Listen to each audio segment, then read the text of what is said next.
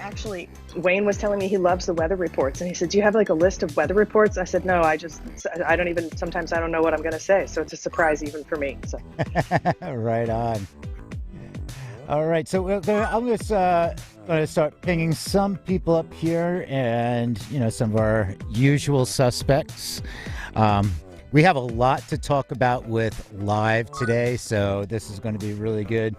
And oh, here we go. Yeah, so if you want to pull up some people, I know Joey likes to jump in sometimes about the news. So we're just going to bring us some people. Mike, great to see you. And yeah, and Eli, so how was your 2 days off? well, it definitely felt bizarre because I wasn't keeping up with the music news, but I saw my sister for the first time in 2 years, and that was just a real treat. I had really missed seeing my family. I didn't realize how much, so that was amazing. Oh, that's fantastic to hear. Great. All right, let's get to it.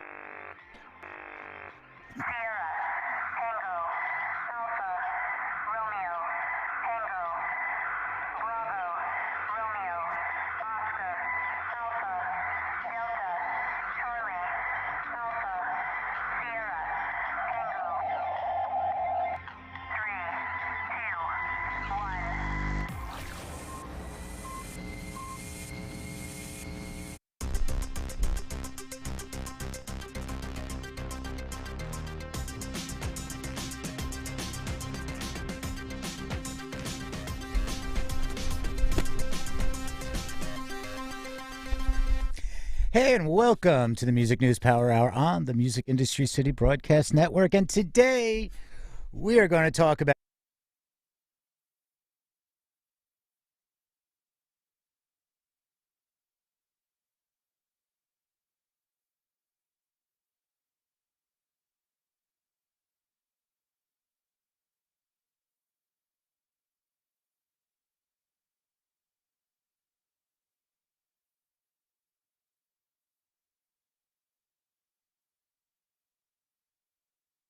Good to see you again. Was my entire opening muted? I was going to say we can't hear you, but I thought it was maybe All me right. because the connection in my kitchen's dodgy.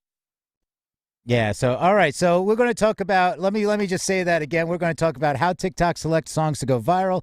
Lots of festival updates. New York City is opening up, but not to concerts. We're going to talk about helping musicians. And Pharrell says advances are illegal loans. And plus your Spotify update. It's I'm not Wednesday sure what happened. and Eli's back. Can you hear me now? I thought maybe it was me as well. All right. All right. Well, so now we just did that as a mulligan takeover. We're going to why don't we just start off with this day in history, Eli? I think so. Let's just go ahead All and jump right. right on into it. This day, 1972, blues guitarist Reverend Gary Davis died of a heart attack, age 76.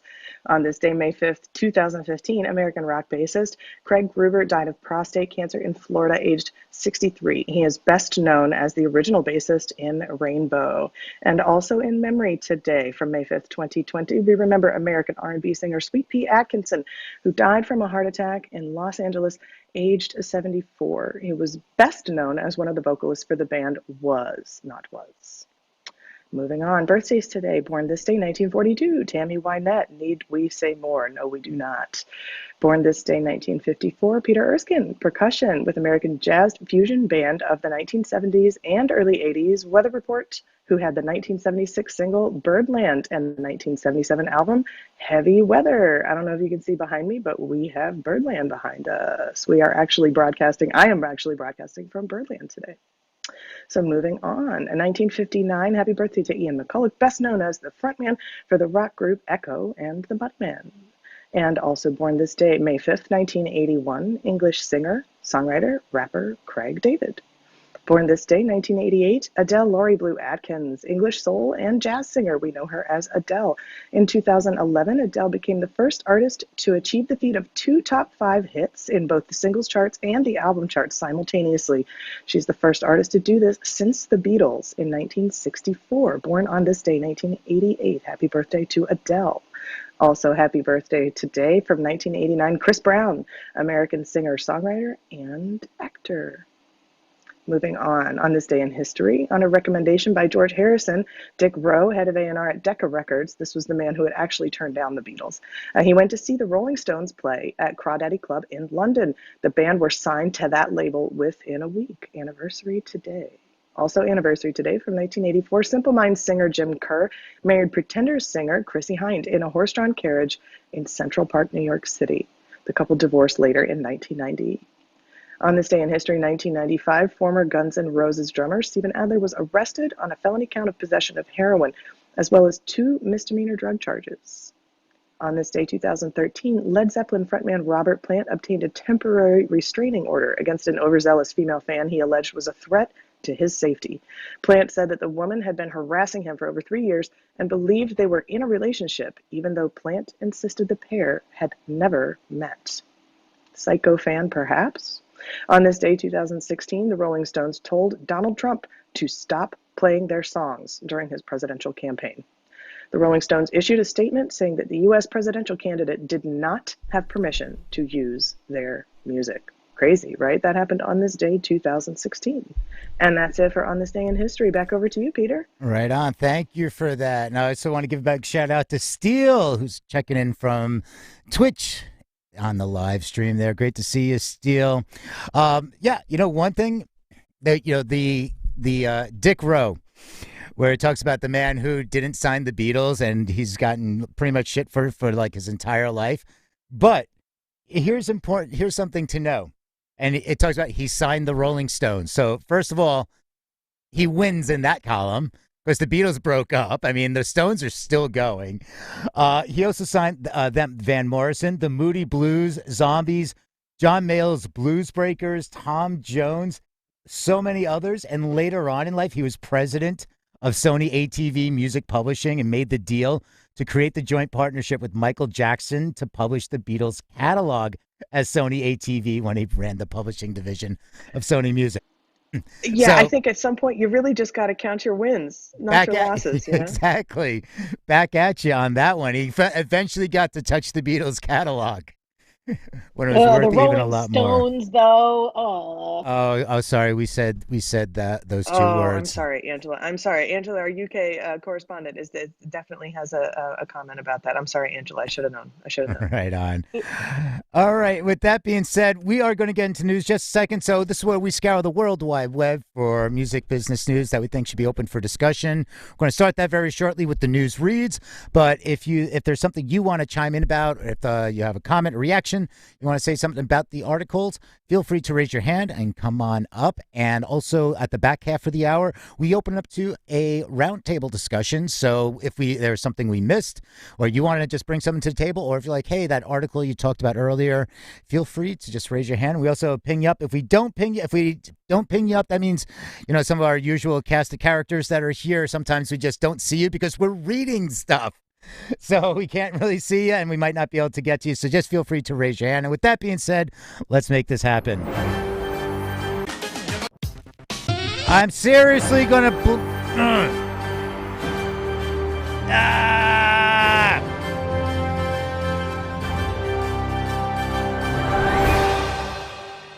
With that being said, I really have to fix this button pad because that's the second time in the last week this has happened, and we've been off to a rocky start today. I have no idea what's going on.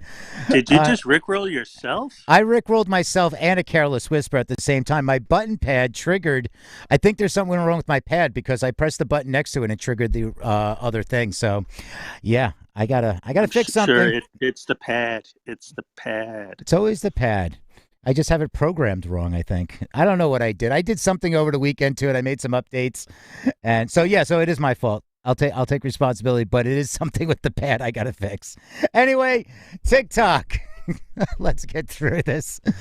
That's going to be a long day for me. All right, so this one is from Bloomberg.com, and if you want to follow any of the headlines that we are discussing, you can do that from home by going to musicindustrycity.com.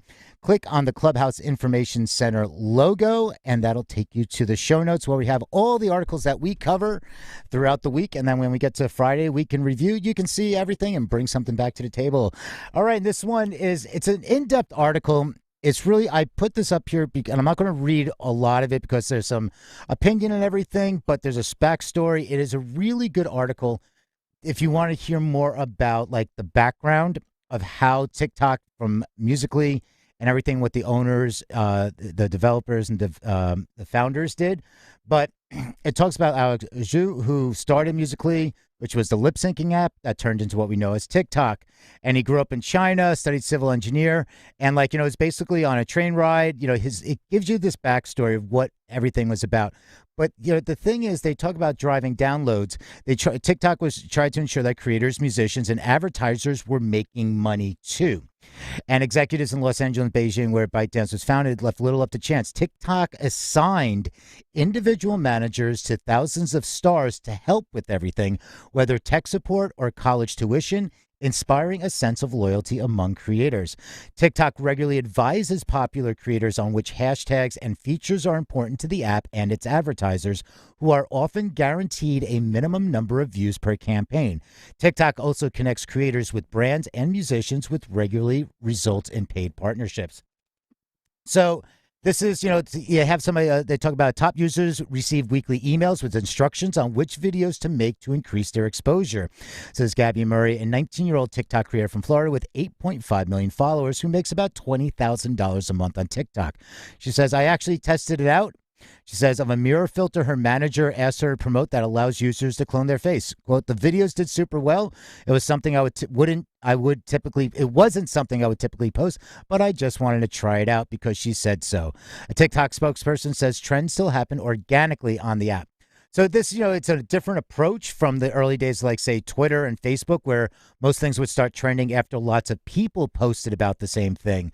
So they're saying American tech companies saw themselves as platforms, not content providers, and didn't will users to post about certain things.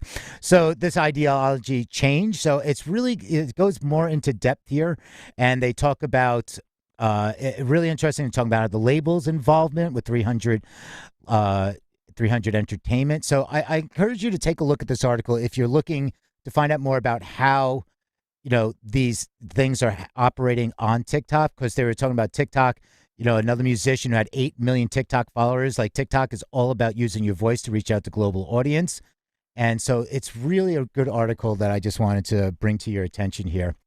Does anybody, use TikTok or have any artists that are using TikTok or have seen any had experience with anything going viral, or just seeing some tip or sharing some tips?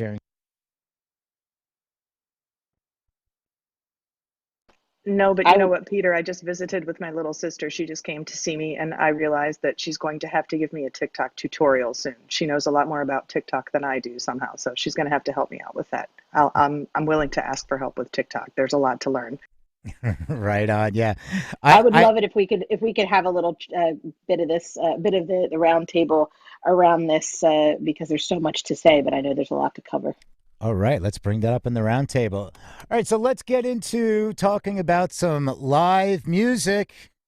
And this one is from Consequence. The Bamboozle Festival to return in 2023 following an 11-year absence. Nothing like getting way out ahead of the curve, 2023. I mean, we're already talking about that. The article starts off, the New Jersey Fest was popular haven for emo bands and fans during its initial 10-year run. The Bamboozle Festival, which became one of the premier events for emo bands and their fans during its run from 2003 to 2012, will return to New Jersey in 2023 for its first staging in 11 years. While a few details have been announced, the event will take place May 5th through 7th, 2023, at an undisclosed venue to mark the 20th anniversary of the first edition of the festival. Over the years, it goes on talking about all of My Chemical Romance, Fall Out Boy, Blink-182, Newfound Glory, countless others. And, for its first few years and last years, the Bamboozle took place in Asbury Park. And the remaining editions from 2006 to 11 were at the Meadowlands Sports Complex in East Rutherford. All told, more than 600 acts performed and roughly 500,000 fans attended the festival during the decade-long run. So this was, I just saw this was like really neat that we're talking about 2023. And, the Bamboozle Festival was a great, branded festival for emo.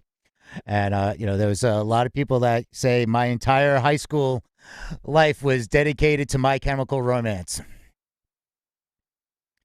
I worked at this festival a couple of years, and my head hurts already just thinking about going back to it. It was a complex festival, wasn't it, to put together?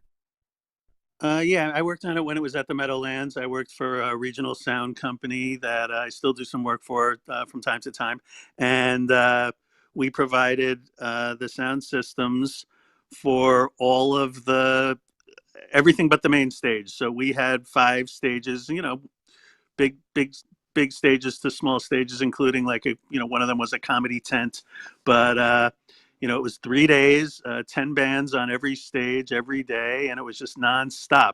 They had the stages were set up, A B, so as soon as one stopped, the one right, they were basically connected in the middle, and the second one would start up. So from you know the moment your stage started to the end of the day, it just was loud. There was no respite from the noise.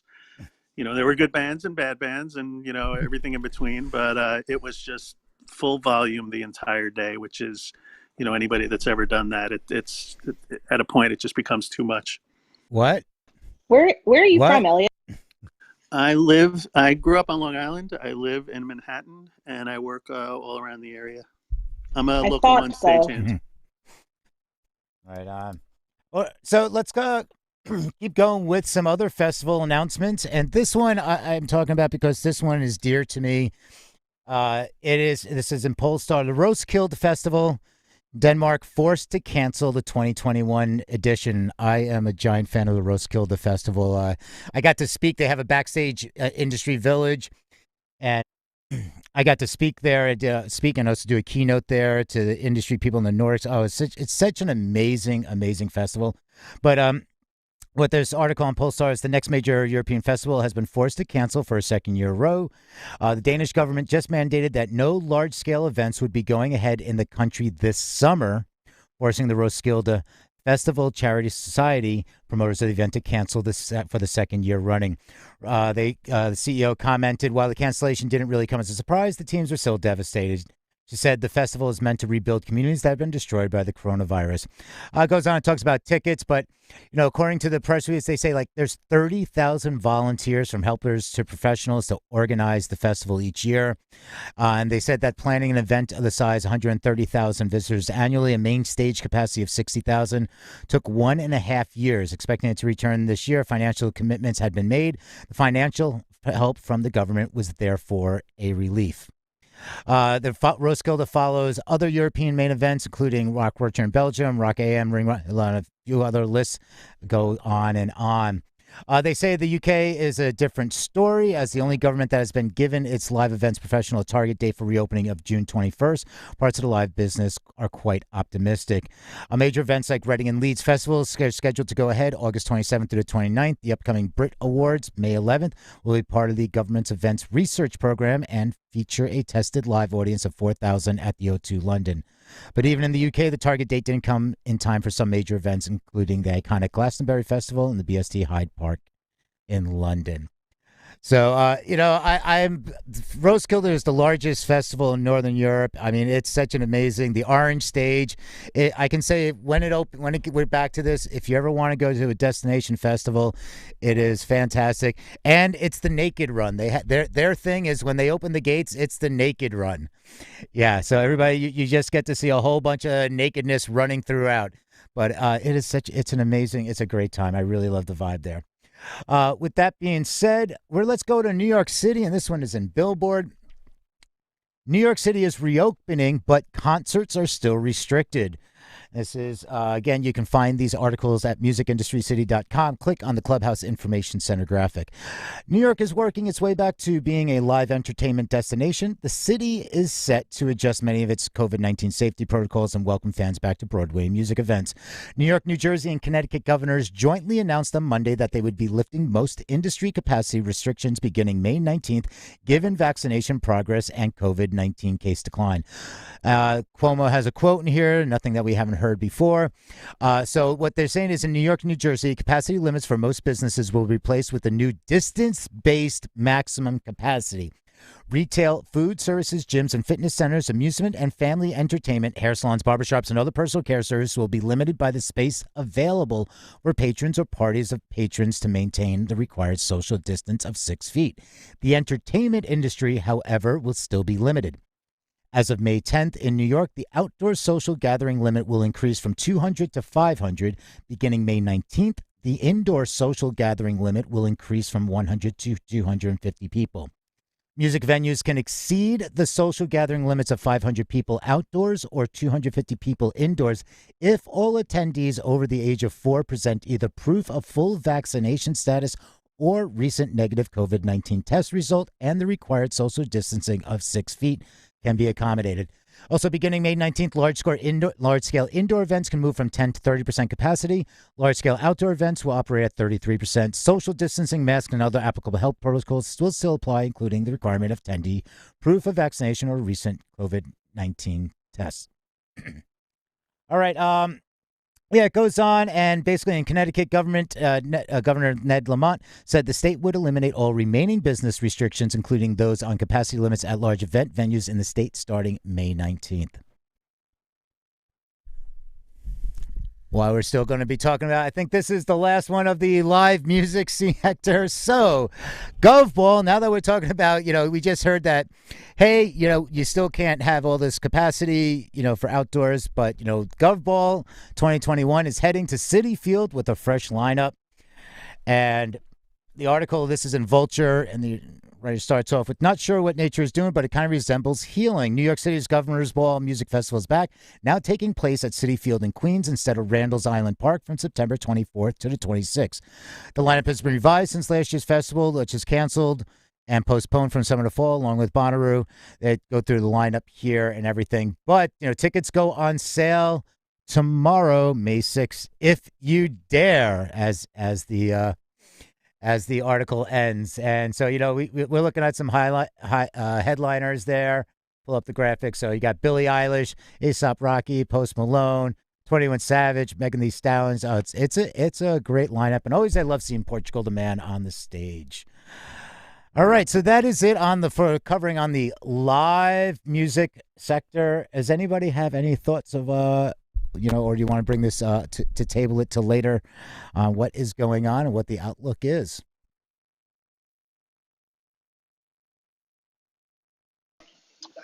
How's it going, Peter?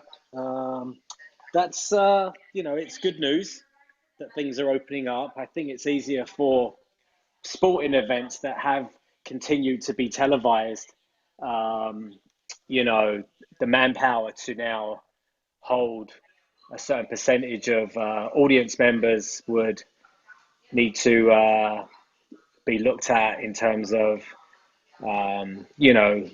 security and ushers and, stuff like that. I think I heard that for a band to go into an arena, they have to make, or they have to have about 75% capacity to break even or to make it worthwhile. So I'm not sure if we'll see some stadium events, but outdoor festivals, I think it will be cool, and we'll see. I think I read that they had an indoor rave with like 30,000 people and only 6 people contracted COVID, and I think they got it from somewhere else. So it's a test. Where is this 30,000? I can't remember. It was a rave. I don't think it was in the US.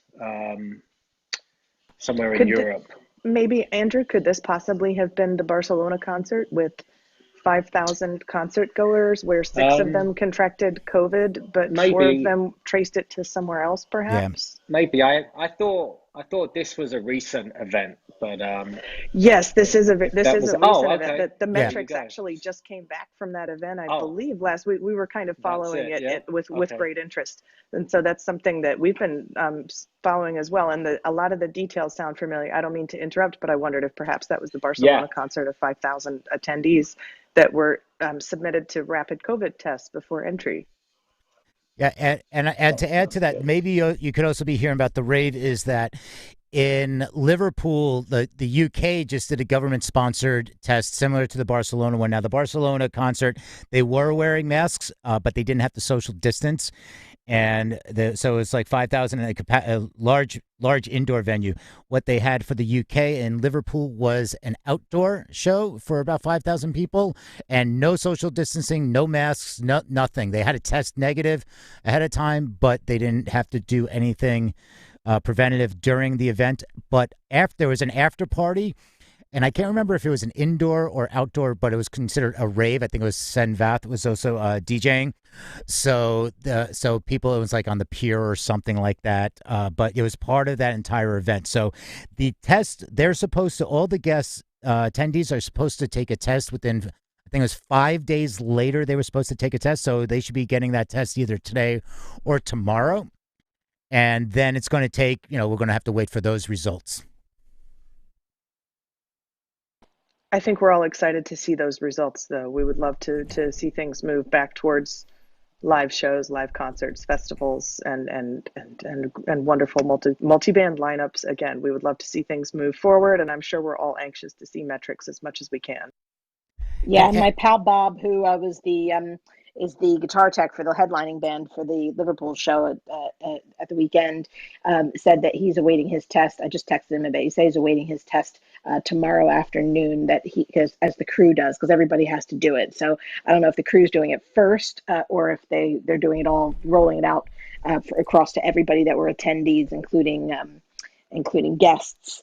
But yeah, because it'll be 5 days out as of tomorrow. So hopefully all of their tests all come back negative and everybody's good to go. And then we can use that. And the Brits was mentioned before, Peter. That's coming up on the 11th. That's next Tuesday, I think it is. They're doing a similar procedure for that. And a lot of people I know in London who work live events, some of them have been called in to do that as COVID compliance officers. So they're all being trained up this week and will be on site next week. So hopefully we'll have some response about that as well.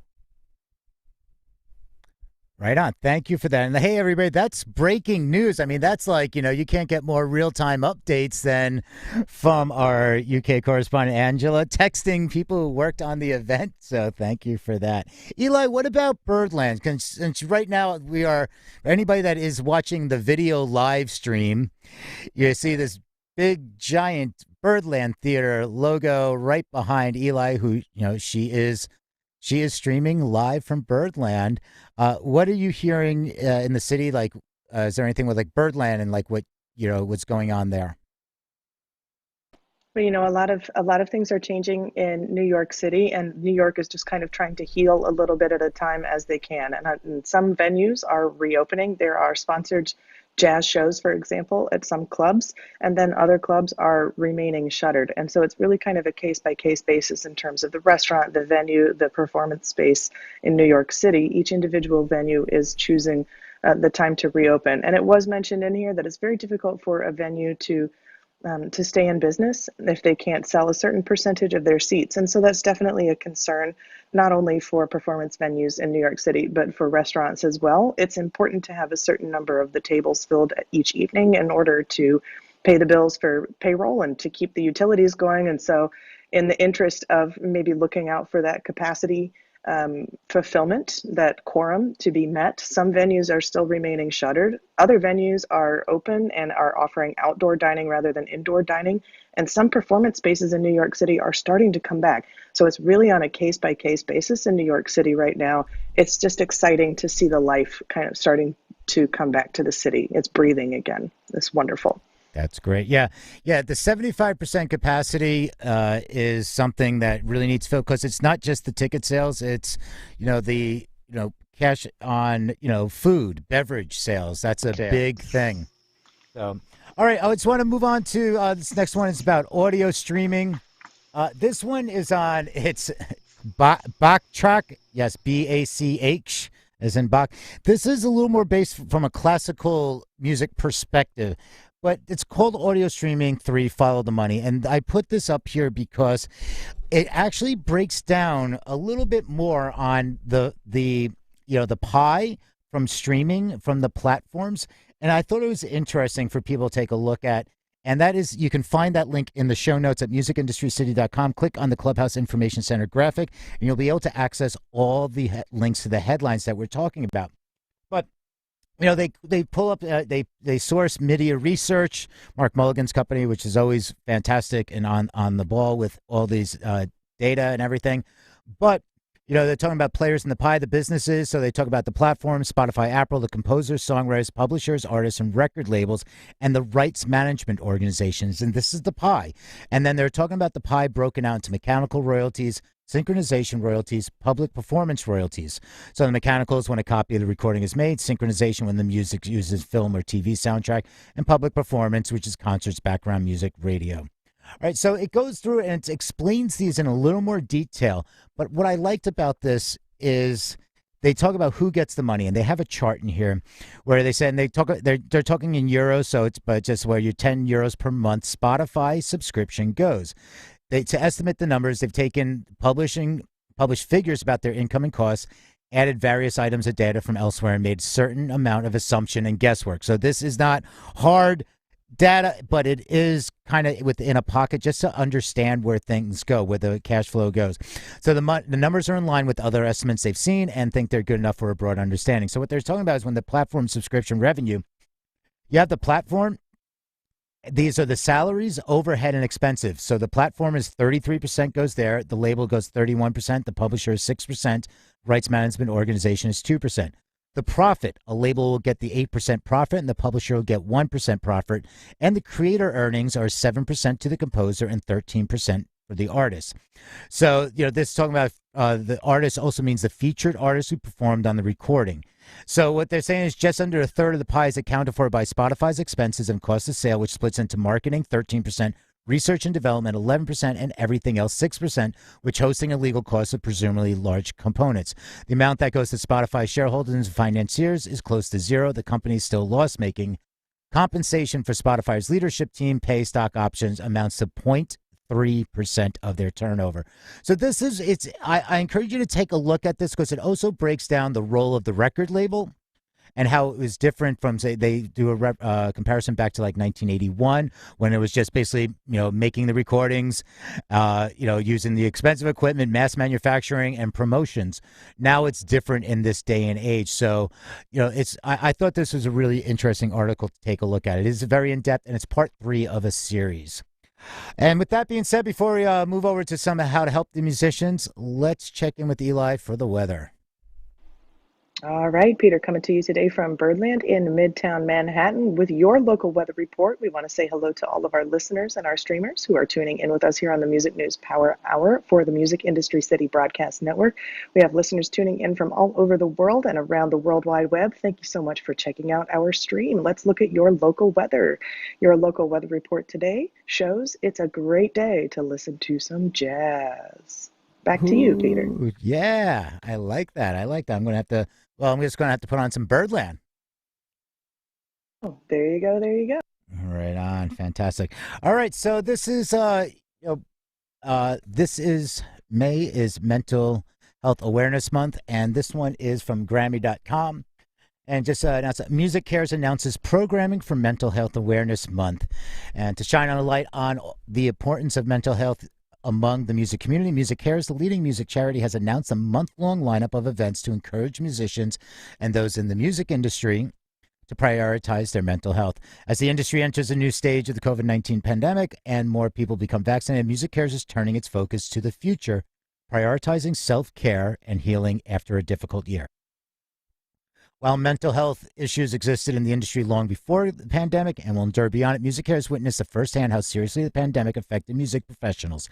The inaugural Music Cares Wellness and Music Service survey revealed that 26% of respondents were experiencing moderate to severe depression, and 53% of respondents indicated that they were unable to receive counseling because they couldn't afford it. Quote, this past year has been emotionally taxing on all of us, and particularly for the music community. Experience a crisis of identity of live music was shut down and many other projects halted. Laura Segura, Executive Director of Music Cares, says. She continues, as we begin to transition past the pandemic, Music Cares is committed to mental health in the music industry and helping music professionals get back to what they love.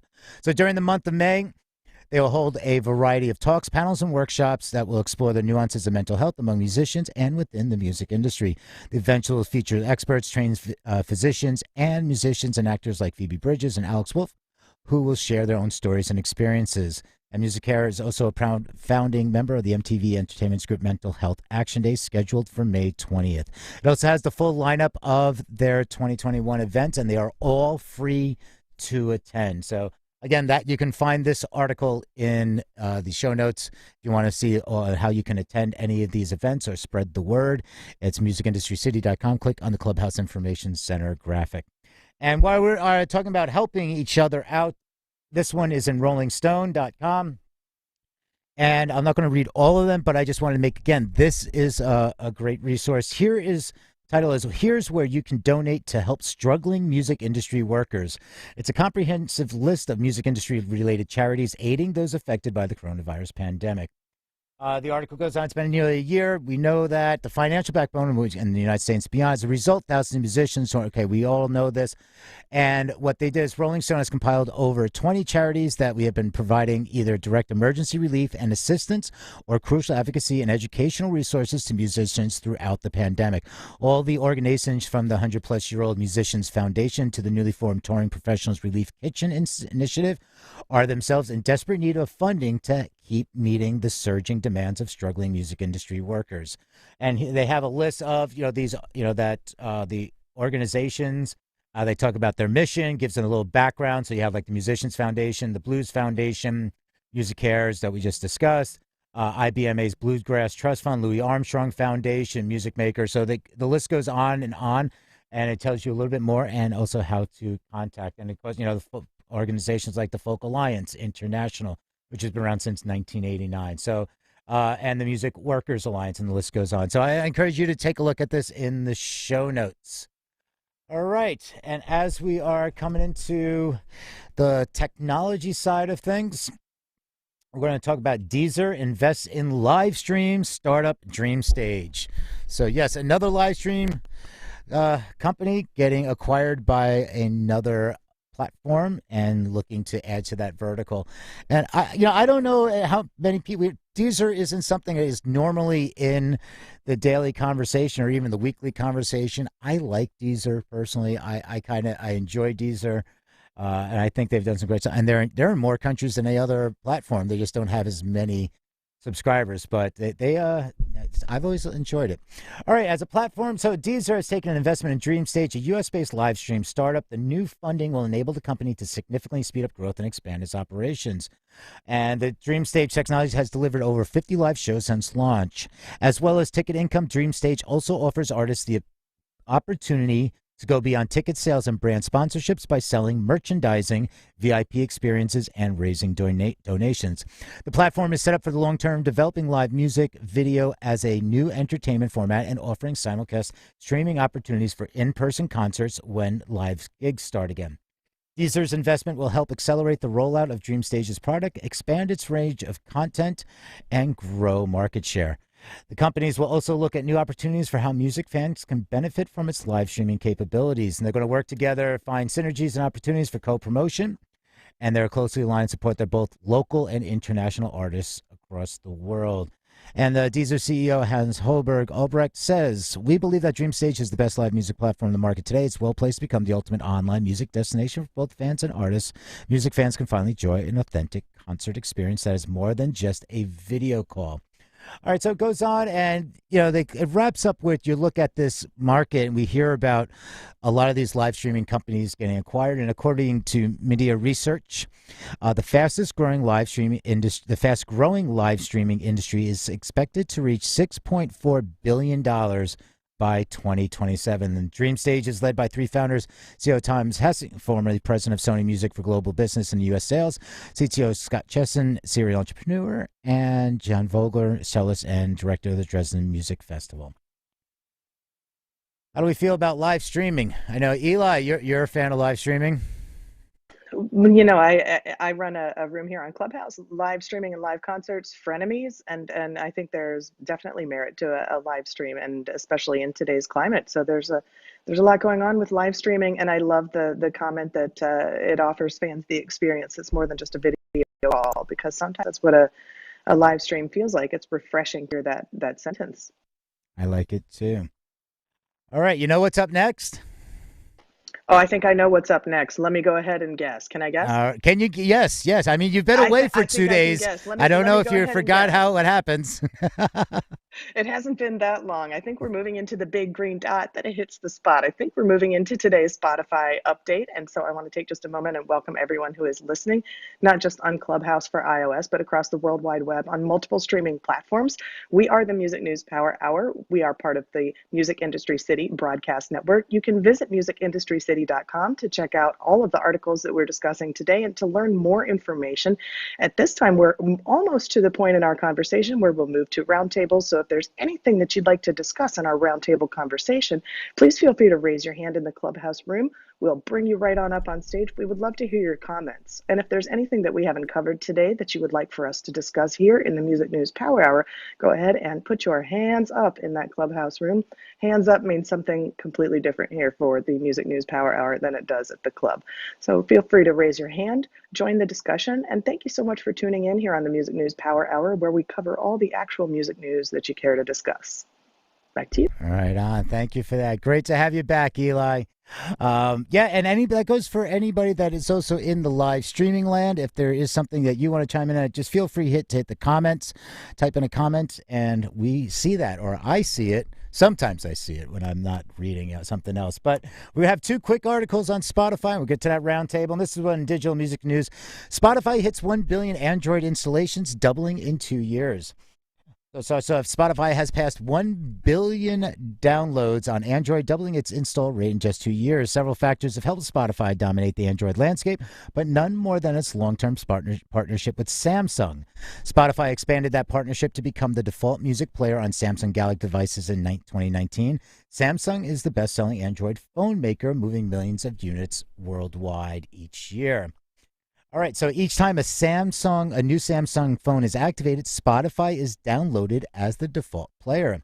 Spotify offered a 6-month free trial when the partnership was announced, so many Samsung customers are Spotify customers for that reason. Apple Music is now available on Android, and a myriad of other options are available: Deezer, Amazon Music, and Tidal, just to name a few. Spotify is dominating the Android landscape in ways that are unlikely to change them. Also, Spotify's massively expanding podcast portfolio is setting up as the rival to Apple Music and podcasts. Meanwhile, Amazon is quietly expanding its podcast offering to make Audible more appealing to spoken word listeners who want more than just audiobooks for entertaining. And now Spotify is diversifying its audio offering and even dabbling in video. The music streaming giant reported 356 million monthly active users in Q1 of this year. Its paid user subscription count increased by 3 million to 158 million users. And what's most interesting about that breakdown is we're Spotify premium users around the world. And that's saying that 40% of Spotify premium users hail from Europe, while only 29% live in North America and 20% from Latin America. Those numbers explain the recent price hikes for the student duo and family plans in Europe, UK, United States, and some regions in Latin America. Android is by far the most popular mobile operating system outside the United States. So I do this, and then it goes on. Spotify is also facing increasing pressure from the artists and industry unions to pay more royalties. Apple Music revealed it pays a penny per stream in royalties, which Spotify refuses to do. Spotify and Apple are increasing at odds and with how they see themselves in the music industry. I want to almost kind of retract that statement, because that is not true. Apple did not reveal it pays a penny per stream in royalties. We covered that, and that was debunked. And that is from Jem Oswald, broke down those numbers in Variety magazine. So this is not, that's just an incorrect statement. I just wanted to clarify that one there for you. But it's really interesting, because why we've been covering saying that, going on in the EU, that Spotify submitted to the European Union about anti-competition, and that they have ruled, not they're opening up the trial, but they've ruled that is enough to go on, saying that Apple has anti-competition because they have Apple Music, and this is all about the App Store and the in-app purchases.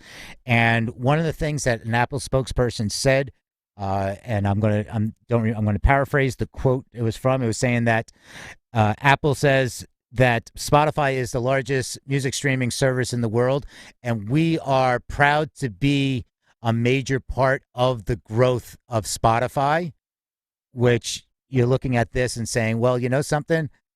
It looks like Spotify is doing pretty good over on Android platform with Samsung, which is Apple's probably number one competitor on the mobile phone market, but different platforms, naturally operating systems, but Android phones outsell iPhones, and those numbers also have some other statements about that. To finish this up, and we're going to the round table. Boy, went a little long here on the reads. Over 180 musicians take a stance against Spotify's speech monitoring patent. Discussed this a little while, guys. Wanted to bring it back because this was as of 2 days ago. Over 880 artists have banded together to take stance against Spotify's patent for a music recommendation technology based on speech monitoring. In 2018, the streaming giant filed a patent for a technology which could monitor and record speech and background noise in order to make personalized music recommendations. The filing was approved by the United States Patent and Trademark Office in January of this year. On May 4th, a coalition of musicians, including Tom Morello, Evan Greer, Downtown Boys, and Talon Quelly, sent an open letter to Spotify CEO Daniel Ek. They called on Spotify to make a public commitment to never use, license, sell, or monetize the technology. The coalition listed 5 major concerns regarding the technology, which include emotional manipulation, discrimination, privacy violations, data security, and the possibility it could exacerbate inequality in the music industry. There's also a link to the full article there. And Spotify has previously stated it has no upcoming plans to implement the technology. In April, Horacio Gutierrez, the company's head of global affairs and chief legal officer, told Access Now, quote, Spotify has never implemented the technology described in the patent in any of our products, and we have no plans to do so.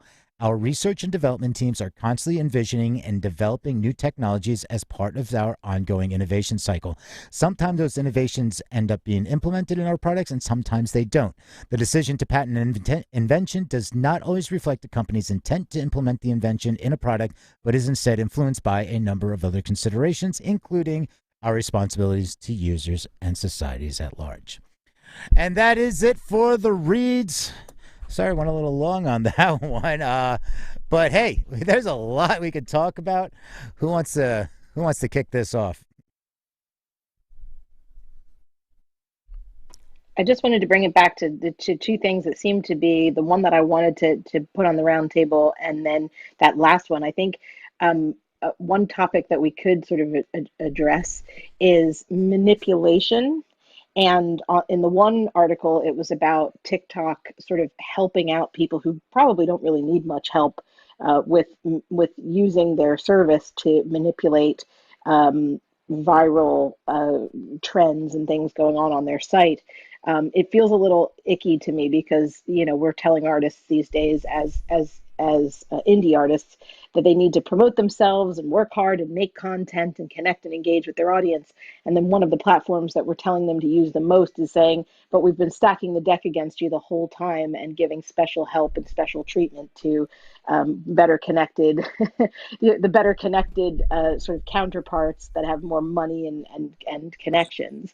And then the sort of last thing that we were talking about is now hearing those same sort of artists standing up and saying, you might have access to this kind of technology, but we're asking you not to use it because it can take advantage of not just the people who have those sort of connections, but people who don't and are completely unaware that they're being manipulated. So maybe there's a parallel there that's interesting to discover. I really love how you put that, Angela, and that's all I'm going to say on that.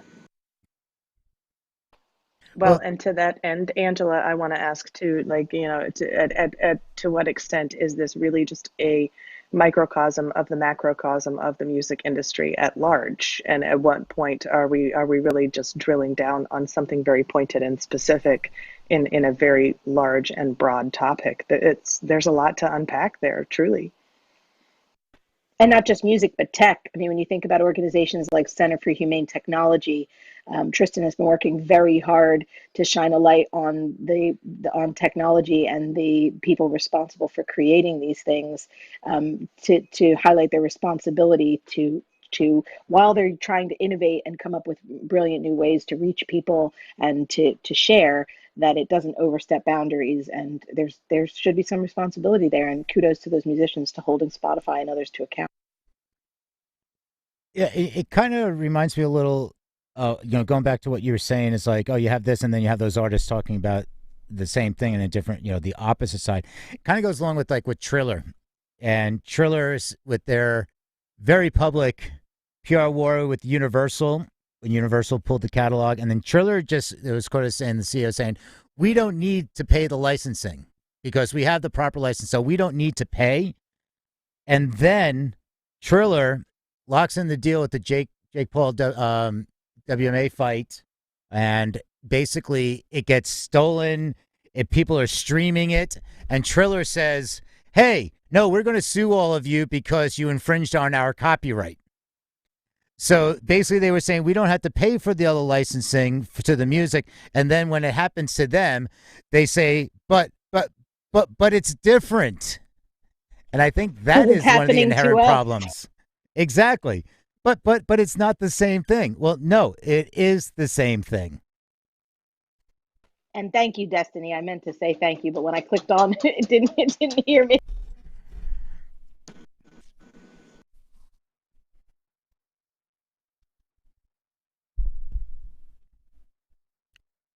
Who else wants to bring up something that we discussed? Any thoughts? I mean, we covered a lot there, the live concerts. Jamie, I saw you open your mic. Did you have something to say?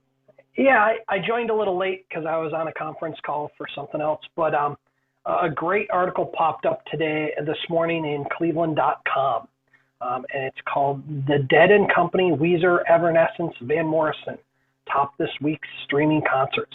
It's actually an awesome article because it lists probably 50 or more artists and concerts that are all over the net, all over streaming, ticket sales for all of them and where they are. I'll pull up, 2 or 3 of the great ones are the Metropolitan Opera is doing something for Mother's Day, all the way from String Cheese Incidents restreaming a concert from 2011. 3D Jazz is playing 2 shows over the weekend, and there's even some stuff coming from the Village Vanguard, and the concerts span the globe and span a whole group of stuff. And you can just find that at Cleveland.com, and then if you put in Dead and Company, you'll get the article. And it's actually a really well-written article with a load of stuff to keep us from completely jonesing on live music. I see in their list they mentioned Weezer with their second album this year, Van Weezer Virtual Release Party. Ooh, I want to go to that. Yeah, Van Morrison's celebrates his new album that just came out. Michael McDonald's doing something for Mother's Day. There's country artists in here. It's really an eclectic jazz. Kurt Elling is doing a toast to mom. Dionne Warwick's doing a show. One of my favorites, the Accidentals, are doing a show for their album release. Some really great stuff in here, and a really good way to support those artists because they've all got ticket sales for different places.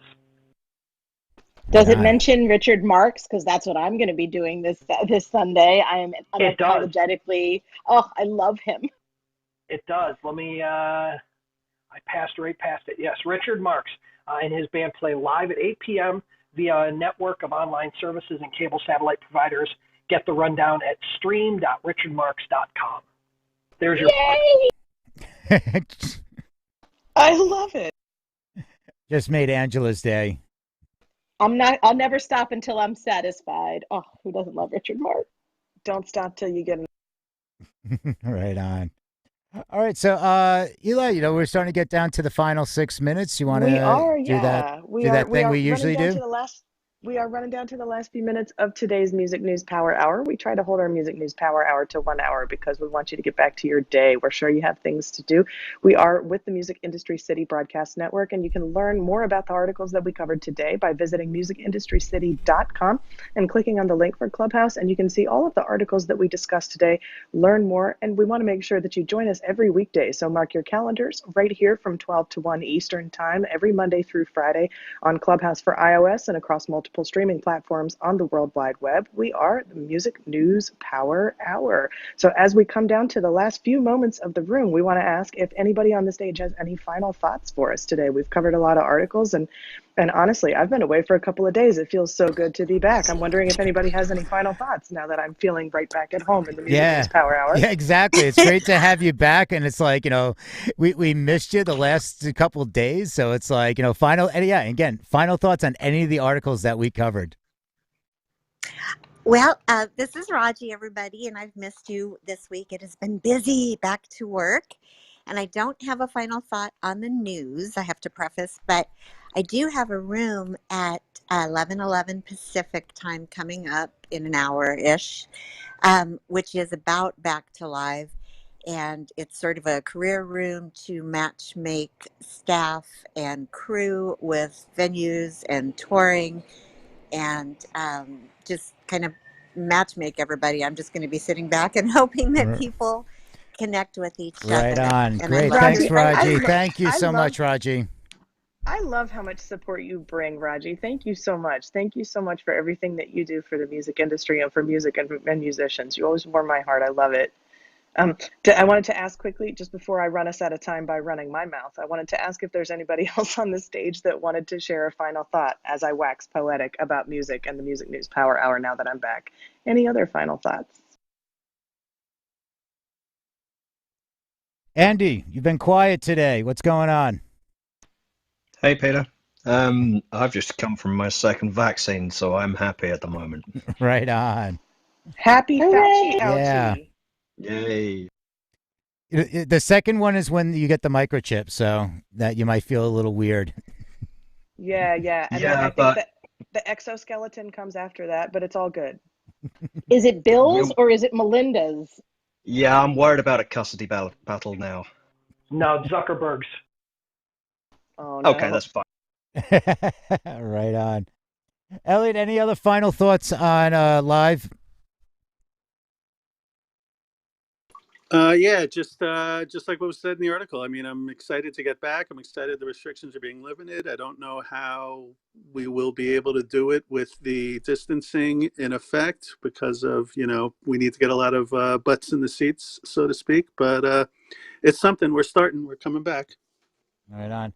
Hey, Robert, any thoughts from, from the Hollywood side of things? Are you seeing anything going on over there, opening back up, and how studios and everything? Yeah, I mean, things are really starting to pick up a little bit more. There's been less restrictions, I believe. I read an article, or saw an article, I should say, that a new studio is actually being built and opening up. So I think things are starting to come back here. Although I haven't seen a lot shooting along the streets as I go around town. But I just know from friends that things are looking up, and we have very, very few cases now. So I think we're heading into a good direction. Fantastic. That is great to hear. All right, Ed, I want to give one more. Angela, your final thoughts as we have 1 minute left. Don't forget to reach out to your community. I love that Rolling Stone article because there's tons of terrific resources. Get out in the sunshine as the weather starts to get warmer in most places. And of course, Mario Kart. Of course, Mario Kart.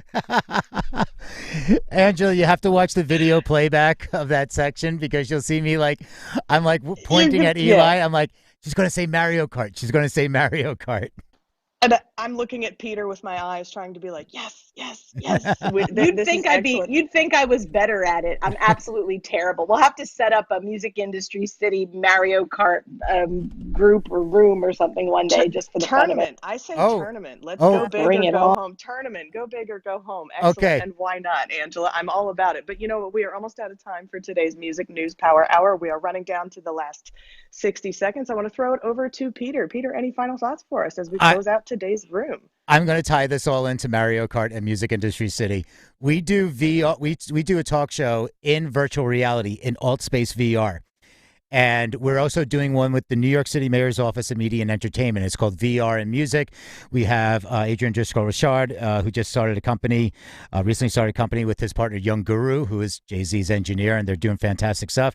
We're going to be showing from Alt Space, so we're going to have people live in the video stream and avatars, and we're going to be doing world tours. And there's a new world in Alt Space that was built, and it's a Mario Kart track. And you can click on and become a car, and you could fly around the track. And we're going to show we might show that in the stream for the one with the New York City Mayor's Office. So we just went full circle. That's how we complete it. The infinity sign has looped in. Angela will make it happen for you. The Mobius strip is complete. Right on. And with that being said, right on. Thank you, everybody. And if you want to find out more about that event, make sure you register at musicindustrycity.com. It's free.